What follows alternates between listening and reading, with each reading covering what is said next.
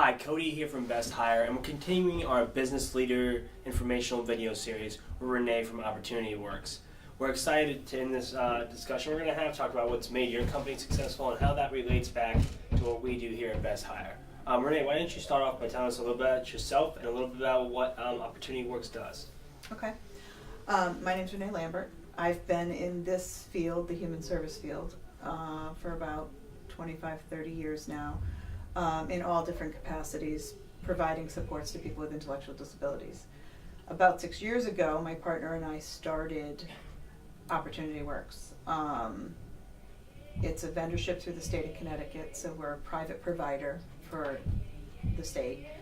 And we provide both vocational and employment services to people with intellectual disabilities. So that being said, that means we have programs in-house that gives people community experience, gives them some living skills, activities of daily living skills, gives them introduction volunteering into the community. We then have programs that provide group-supported employment, so groups of them will go out into the community to get more skills as well as earning a paycheck, to gain valuable work skills. And we then hopefully graduate them out of OWC by getting them jobs within the community on their own, where we minimally support them until we can back off and they're just naturally supported like you or I are in our employment. Well, that's great, and there's definitely a need for it, and it's clear that you're working towards, you're doing something good, really good, by doing that now. As a nonprofit, you're kind of in a unique position here because you're a nonprofit. So what does that mean?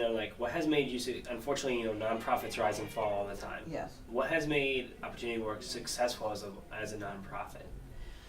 I think that our model that we came up with when we started has given us a lot of success. We chose to provide employment and jobs and experiences within Opportunity Works for people with intellectual disabilities that pay at a minimum wage. Historically, minimum wage was not used very often, if at all, in the state of Connecticut. That is the one population that you can apply to the Department of Labor for a certificate to pay below minimum wage. The only people. So people would earn $1 a day, 9 cents a piece if they were stuffing and unstuffing envelopes. So we have everyone here that's employed is employed at least minimum wage. Well, that's amazing that you can do that. Yeah, and it's difficult. State dollars don't pay for those salaries, so that is where our fundraising and donations and the wares that they make and go out and sell come into play. Those dollars can be used to pay their salary. Now you mentioned state funding. That's what's also a little unique here is, not all nonprofits usually get state or federal funding. You do get state funding. What is that like to deal with? Well, right now, with the state budget in Connecticut being what it's been and not passed for such a long time and now finally passed, there's definitely been cuts that we've had to endure. We just got word that the furlough days that the state had mandated for us to take this year have been rescinded, so that's a good thing. Our staff enjoy that. They're glad they're going to get their paychecks for the full weeks those months. Dealing with state budget and regulations make it difficult. I think a lot of them are in place to make things run smoothly, and that's great, but it's a lot of extra work when you have to ensure that you're going to meet what is stated in your contract that you're going to do.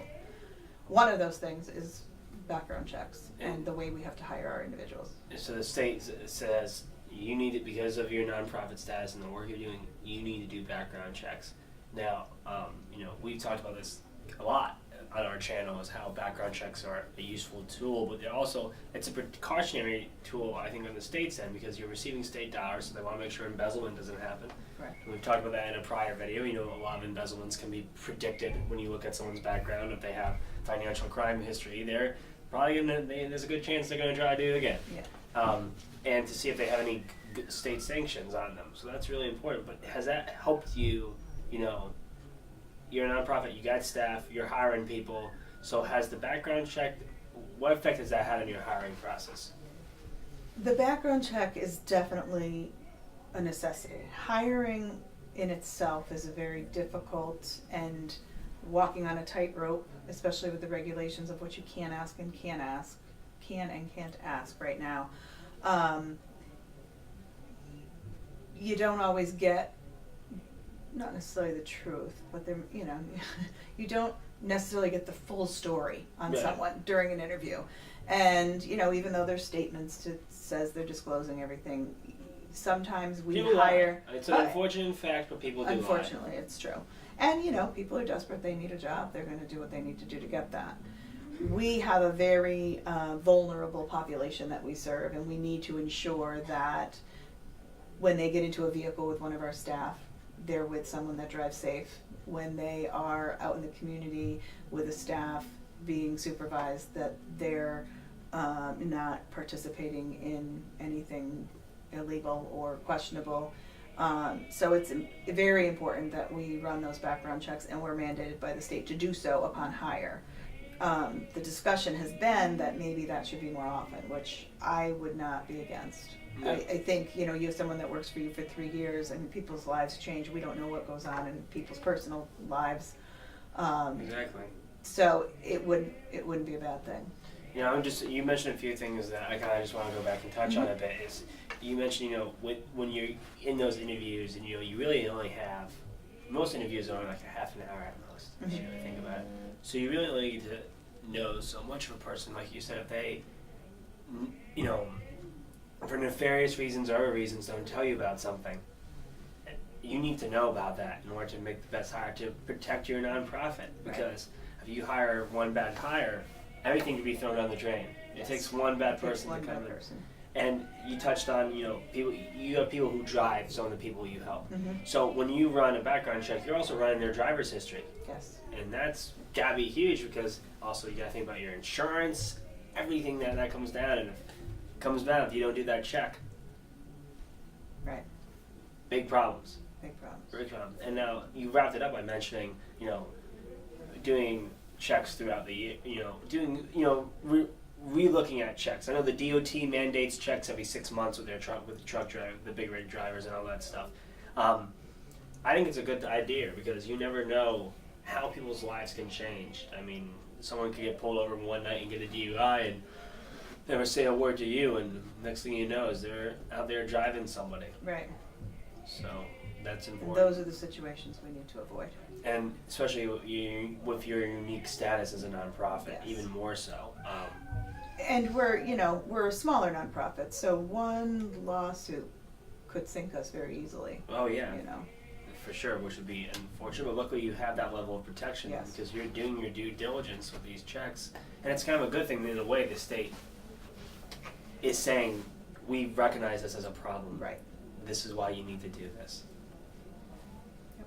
That's great. I'm glad to see that Opportunity Works is being successful, and that a lot of that success comes from your mission statement and your mission plan that you set up when you started, and by practicing really safe practices moving forward to help these people out.